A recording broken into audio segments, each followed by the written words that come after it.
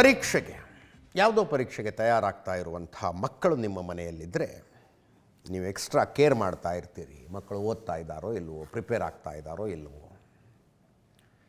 ಪರೀಕ್ಷೆ ಸಿದ್ಧತೆ ತಯಾರಿ ಹೆಂಗಿದೆ, ಬರೀ ನೀವು ಮಕ್ಕಳ ಕಡೆ ಅಷ್ಟೇ ಗಮನ ಕೊಟ್ಟಿರ್ತೀರಿ. ಪರೀಕ್ಷೆ ನಡೆಸ್ತಾ ಇರುವ ಏಜೆನ್ಸಿ ಸರಿಯಾಗಿ ಪ್ರಿಪೇರ್ ಆಗ್ತಾ ಇದೆಯೋ ಇಲ್ವೋ ಅನ್ನೋದನ್ನು ನೋಡಬೇಕಿನ್ನು ಮುಂದೆ. ನೀಟ್ ಎಕ್ಸಾಮು 3ನೇ ತಾರೀಕು ಆಗಿದೆ. ಕ್ವಶನ್ ಪೇಪರ್ ಲೀಕ್ ಆಗಿತ್ತು ಅನ್ನೋದು 6ನೇ ತಾರೀಕು ಕನ್ಫರ್ಮ್ ಆಯಿತು. ಕೇಂದ್ರ ಸರ್ಕಾರ ಘೋಷಣೆ ಮಾಡಿಬಿಡ್ತು ಮೇ 21ನೇ ತಾರೀಕು ಇನ್ನೊಂದು ಸಲ ಎಕ್ಸಾಮು ಅಂತ. ಜೂನ್ 21ನೇ ತಾರೀಕು ಇನ್ನೊಂದು ಸಲ ಎಕ್ಸಾಮು ಅಂತ. 4 ಜನ ಮಕ್ಕಳ ನೇಣಾಕಂಡು ಸತ್ತೋಗ್ಬಿಟ್ಟಿದ್ದಾರೆ. ಮನೇಲಿ ಹೇಳ್ಕೊಂಡಿದ್ರಂತೆ ತುಂಬ ಚೆನ್ನಾಗಾಗಿದೆ ಎಕ್ಸಾಮ್, ಒಳ್ಳೆ ರ್ಯಾಂಕಿಂಗ್ ಬರುತ್ತೆ, ನಮ್ಮದು ಒಳ್ಳೆ ರ್ಯಾಂಕಿಂಗ್ ಬರುತ್ತೆ ಅಂತ ಹೇಳ್ಕೊಂಡಿದ್ರಂತೆ. ಈಗ ರೀ ಎಕ್ಸಾಮಿನೇಷನ್ ಅಂದ ತಕ್ಷಣ ಡಿಪ್ರೆಷನ್ಗೆ ಹೋದಂಗೆ ಹೋಗ್ಬಿಟ್ಟಿದ್ದಾವೆ. ರಿತಿಕ್ ಮಿಶ್ರಾ ಅಂತ ಉತ್ತರ ಪ್ರದೇಶದ ಲಖೀಂಪುರ್ ಖೇರಿಯ ಹುಡುಗ, 21 ವರ್ಷ ವಯಸ್ಸು. ಪ್ರದೀಪ್ ಮೇಘವಾಲ್ 22 ವರ್ಷ, ರಾಜಸ್ಥಾನದಲ್ಲಿ. ಗೋವಾದಲ್ಲೊಬ್ಬ 17 ವರ್ಷದ ಹುಡುಗ ಅಂತ ಹೇಳ್ತಾ ಇದ್ದಾರೆ, ವಿವರಗಳ ಗೊತ್ತಿಲ್ಲ. ದೆಹಲಿಯಲ್ಲೊಬ್ಬ 22 ವರ್ಷದ ಹುಡುಗ ಅಂತ ಹೇಳ್ತಾ ಇದ್ದಾರೆ. ದೆಹಲಿಯ ಹುಡುಗನಿಗೆ ಲಾಸ್ಟ್ ಟೈಮ್ 4 ಮಾರ್ಕ್ಸ್ನಲ್ಲಿ ಮಿಸ್ ಆಗಿತ್ತಂತೆ ಸೀಟು.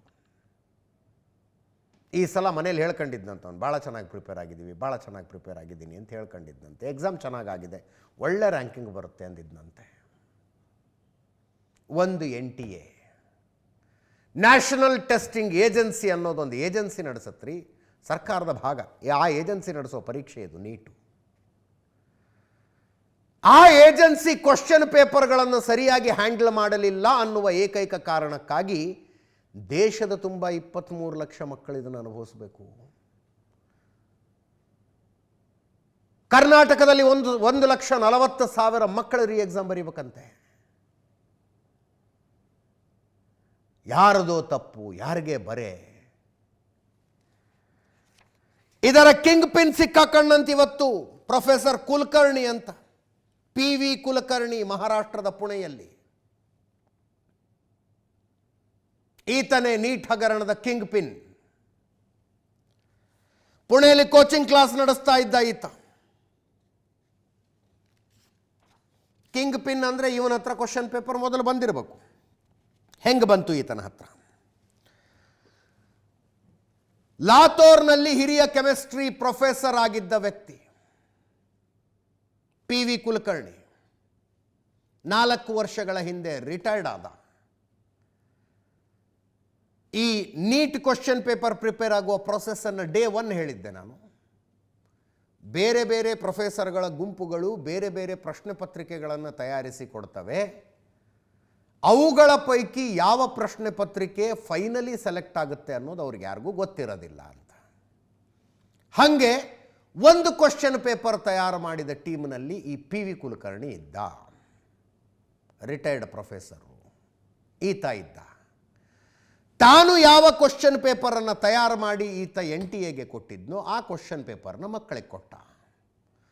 ತಾನು ತಯಾರು ಮಾಡಿ ಕೊಟ್ಟಿದ್ದೇ ಫೈನಲಿ ಬರುತ್ತೆ ಅನ್ನುವುದು ಈತನಿಗೆ ಖಚಿತವಾಗಿತ್ತಾ? ಹೆಂಗೆ ಖಚಿತವಾಗಿತ್ತು? ಖಚಿತವಾಗಿತ್ತು ಅನ್ನೋದಾದರೆ ಹಗರಣದ ವಾಸನೆ NTA ಬುಡುಕು ಬಂದು ನಿಂತ್ಕೊಳ್ಳುತ್ತೆ. ಖಚಿತವಾಗಿರಲಿಲ್ಲ ಅನ್ನೋದಾದರೆ ದೊಡ್ಡ ಮೊತ್ತಕ್ಕೆ ಆ ಕ್ವಶನ್ ಪೇಪರ್ನ ಈತ ಮಾರಾಟ ಮಾಡೋದಕ್ಕೆ ಹೆಂಗೆ ಸಾಧ್ಯ ಆಯಿತು? ಎಲ್ಲ ತನಿಖೆ ಆಗಬೇಕು.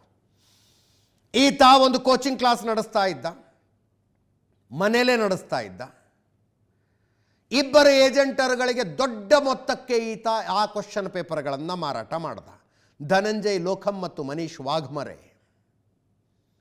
ಈ ಏಜೆಂಟ್ರು ಈತನಿಂದ ದುಡ್ಡು ಕೊಟ್ಟು ಕ್ವಶನ್ ಪೇಪರ್ ತಗೊಂಡು ಮಹಾರಾಷ್ಟ್ರದಾದ್ಯಂತ ಕಾಸಿಗೊಂದು ಕಜ್ಜಾಯಕ್ಕೊಂದು ಮಾರ್ಕೊಂಬಂದುಬಿಟ್ರು.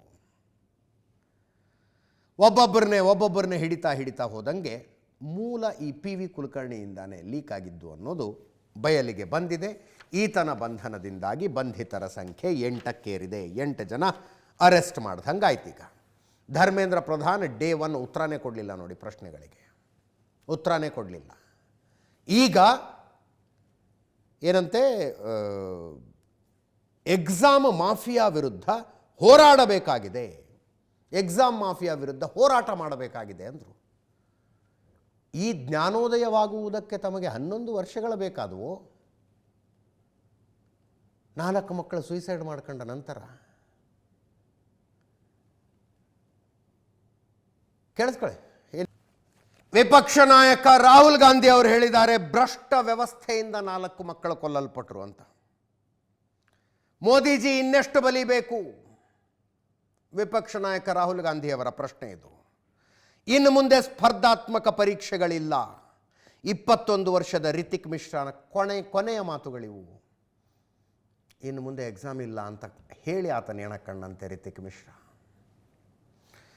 3ನೇ ಸಲ ನೀಟ್ ಪರೀಕ್ಷೆಗೆ ಹಾಜರಾಗಿದ್ದ ರಿತಿಕ್ ಪರೀಕ್ಷೆ ರದ್ದಾದ ಬೆನ್ನಲ್ಲೇ ಆತ್ಮಹತ್ಯೆ ಮಾಡಿಕೊಂಡ. ಗೋವಾದಲ್ಲೂ ಸಹ ನೀಟ್ ಆಕಾಂಕ್ಷಿ ಆತ್ಮಹತ್ಯೆ ಮಾಡಿಕೊಂಡಿದ್ದಾನೆ. ಈ ಮಕ್ಕಳು ನೀಟ್ ಪರೀಕ್ಷೆಯಲ್ಲಿ ಸೋತಿಲ್ಲ, ಅವರು ಭ್ರಷ್ಟ ವ್ಯವಸ್ಥೆಯಿಂದ ಕೊಲ್ಲಲ್ಪಟ್ಟರು. ಇದು ಆತ್ಮಹತ್ಯೆಯಲ್ಲ, ಇದು ವ್ಯವಸ್ಥೆ ಮಾಡಿದ ಕೊಲೆ ಅಂದರು ರಾಹುಲ್ ಗಾಂಧಿ. ಅನ್ಡೌಟೆಡ್ಲಿ ವ್ಯವಸ್ಥೆ ಮಾಡಿದ ಕೊಲೆ ಇವೆಲ್ಲ.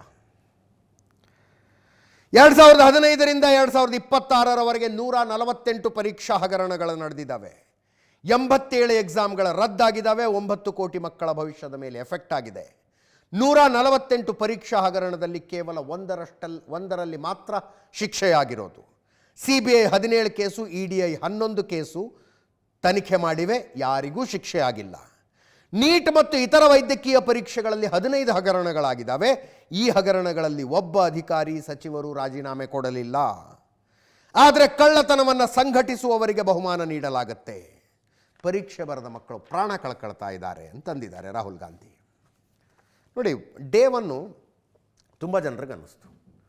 3ನೇ ತಾರೀಕು ಪರೀಕ್ಷೆ ಬರೆದಿದ್ದರೆ ಅದು exam leak, question paper leak ಆಗಿಬಿಟ್ಟಿದೆ, ಜೂನ್ 21ಕ್ಕೆ ಇನ್ನೊಂದು ಸಲ ಬರೆದು ಬಿಡಿ ಅಂತ ಸರ್ಕಾರ. ಅದರ ಬೆನ್ನಿಗೆ ಇನ್ನೊಂದು ಮಾತೇನು ಬಂತು, ಎಕ್ಸಾಮ್ ಫೀಸ್ ಏನು ಮತ್ತೆ ಕಟ್ಟಬೇಕಾಗಿಲ್ಲ, ಪರೀಕ್ಷೆ ಫೀಸ್ ಮತ್ತೇನು ಕಟ್ಟಬೇಕಾಗಿಲ್ಲ. ಯಾವ್ಯಾವ ಸೆಂಟ್ರ್ನಲ್ಲಿ ಬರೆದಿದ್ರು ಮುಂಚೆ ಅಲ್ಲಿಗೆ ಹೋಗಿ ಇನ್ನೊಂದು ಸಲ ಬರೆದು ಬಿಡಿ ಅಂತ. ಪ್ರಶ್ನೆ ಎಕ್ಸಾಮ್ ಫೀಸ್ದು ಒಂದೇ ಅಲ್ಲ ಸರ್.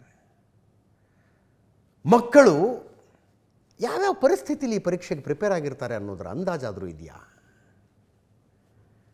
ಇವರು ಇರೋದು ಒಂದು ಕಡೆ, ಎಕ್ಸಾಮ್ ಸೆಂಟ್ರಿನೆಲ್ಲೋ ಒಂದು ಕಡೆ ಇರುತ್ತೆ. ಖಾನ್ ಸರ್ ಮಾತಾಡಿದ್ದಾರೆ ಅದನ್ನು. ಬೆಳತನಕ ಜರ್ನಿ ಮಾಡ್ಕೊಂಡು ಹೋಗ್ತವೆ ಮಕ್ಕಳು. ಕೆಲವೊಂದು ಕಡೆ ಬಸ್ಸು, ಟ್ರೇನು ಲೇಟ್ ಆಗಿಬಿಟ್ರೇನು ಅಂತ ಹಿಂದಿನ ದಿವಸ ರಾತ್ರಿ ಹೋಗಿ ರೀಚ್ ಆಗ್ತಾರೆ. ನೀಟ್ ಪರೀಕ್ಷೆ ಬರೀಬೇಕು ಅಂತ ಬಂದಿರುವಂಥ ಎಲ್ಲ ಮಕ್ಕಳಿಗೂ ಪೋಷಕರು ಕಾರ್ನಲ್ಲಿ ಕರ್ಕೊಂಬಂದರು, ಯಾವುದೋ ಹೋಟೆಲ್ನಲ್ಲಿ ರೂಮ್ ಮಾಡ್ಕೊಂಡಿಟ್ರು. ಮಗು ಕಣ್ತುಂಬ ನಿದ್ದೆ ಮಾಡಿ ಬೆಳಗ್ಗೆದ್ದು ಒಂದು ಸಲ ರಿವಿಷನ್ ಮಾಡ್ಕೊಂಡು ಎಕ್ಸಾಮ್ ಬರೆಯೋದಕ್ಕೆ ಹೋಯ್ತು. ಆ ಪರಿಸ್ಥಿತಿ ಇರೋದಿಲ್ಲ. ರೈಲ್ವೆ ಸ್ಟೇಷನ್ನಲ್ಲಿ ತಲೆಗೆ ಬ್ಯಾಗ್ ಇಟ್ಕೊಂಡು ಪೇಪರ್ ಹಾಸ್ಕೊಂಡು ಮಲ್ಕೊಂಡು ಎಕ್ಸಾಮ್ ಬರೆಯೋದಕ್ಕೆ ಬರ್ತವೆ ಬೆಳಗ್ಗೆ. ಎಕ್ಸಾಮ್ ಫೀಸ್ ಇನ್ನೊಮ್ಮೆ ಕಟ್ಟಬೇಕಾಗಿಲ್ಲ ಅಂದ ಮಾತ್ರಕ್ಕೆ ರಿಲೀಫ್ ಕೊಟ್ರಿ ಅಂತಲ್ಲ ಅದು. ಕೇಳಿಸ್ಕೊಳ್ಳಿ, ಆ ಕಾನ್ಸರ್ ಮಾತಾಡಿರೋದು ಸತ್ಯ ಅಲ್ವಾ ಇವ್ರು ಹೇಳಿದ್ದು? ಹಳ್ಳಿ ಕಡೆ ಪರಿಸ್ಥಿತಿ ಹೆಂಗಿದೆ ಅಂದರೆ, ಗಂಡು ಮಕ್ಕಳಾದರೆ ಇನ್ನೊಂದು ಸಲ ಎಕ್ಸಾಮ್ ಬರೆಯಪ್ಪ ಟ್ರೈ ಮಾಡು, ಹೆಣ್ಣು ಮಕ್ಕಳಾದರೆ ಮದುವೆ ಮಾಡಿಬಿಡ್ತಾರೆ ರೀ. ಕೇಳೋದಕ್ಕೆ ಆಶ್ಚರ್ಯ ಅನ್ನಿಸ್ಬಹುದು. ಕರ್ನಾಟಕದ ಕೆಲವು ಜಿಲ್ಲೆಗಳಲ್ಲಿ ಇನ್ನೂ ತನಕ ಆಗುತ್ತದು. ಭಾರತದ ಹಲವು ರಾಜ್ಯಗಳಲ್ಲಾಗುತ್ತೆ. ಅವ್ರು ಎಕ್ಸಾಮಿಗೆ ಕಟ್ಟದಾಗಲೇ ಶುರುವಾಗಿರುತ್ತೆ ಅವ್ರಿಗೆ, ಏನು ಓದಿ ಉದ್ಧಾರ ಆಗ್ತಿ, ಓದಿ ಉದ್ಧಾರ ಆಗ್ತಿ ಅಂತ. ಮಕ್ಕಳ ಜೀವನ ಬದಲಿಸ್ಬಿಡ್ತವೆ ಇಂಥವೆಲ್ಲ. ನೋಡೋಣ, 8 ಜನ ಅರೆಸ್ಟ್ ಆಗಿದ್ದಾರಲ್ಲ, will follow this case up. ಯಾವಾಗ ಬೇಲಾಗುತ್ತೆ ಇವರಿಗೆ, ಎಲ್ಲಿ ಕೇಸ್ ನಡೆಯುತ್ತೆ, ಎಷ್ಟು ದಿವಸ ಕೇಸ್ ನಡೆಯುತ್ತೆ, ಶಿಕ್ಷೆ ಆಗುತ್ತಾ ಆಗೋದಿಲ್ವಾ, ಎಷ್ಟು ಶಿಕ್ಷೆ ಆಗುತ್ತೆ, ಲೆಟ್ ಅಸ್ ಸಿ. ನನ್ನ ಪ್ರಕಾರ ಈ ನೀಟ್ ಎಕ್ಸಾಮ್ ಬರೆದಿದ್ದ ಮಕ್ಕಳ ಪೈಕಿ 1,000-2,000 ಮಕ್ಕಳನ್ನ ಒಂದು ಕಡೆ ಒಂದು ಗ್ರೌಂಡಲ್ಲಿ ಸೇರೋದಕ್ಕೆ ಹೇಳಿ ಅವರ ಕೈಗೆ ಒಪ್ಪಿಸಿ, ಇವರೇ ನೋಡ್ರಪ್ಪ ಎಕ್ಸಾಮ್ ಕ್ವಶನ್ ಪೇಪರ್ ಲೀಕ್ ಮಾಡಿದ್ದು, ಏನು ಮಾಡ್ತಿರೋ ಮಾಡ್ಕೊಳ್ಳಿ ಅಂತೇಳಿ ವಾಪಸ್ ಹೋಗ್ಬಿಡ್ಬೇಕು CBIನವರು. ಅದೇ ಇವರಿಗೆ ಸರಿಯಾದ ಶಿಕ್ಷೆ. ಮುಂದಿನ ಸುದ್ದಿಗೆ ಹೋಗೋಣ.